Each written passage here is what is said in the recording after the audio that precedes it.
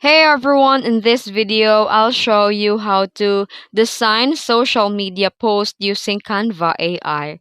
Let's get started. First, open the Canva AI on your browser. Then here, click Create a Design and choose a format like Instagram post, Facebook post, or TikTok design. Then here you can use the magic design by entering your idea or uploading an image.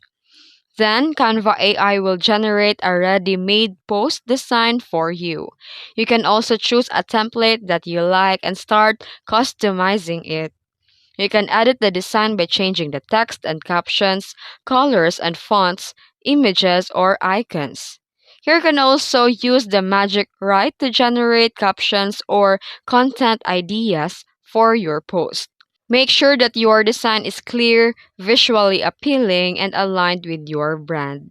Once you're done, click download or share it directly to your social media accounts. And that's it. If this video helped you, don't forget to like and subscribe for more tutorials.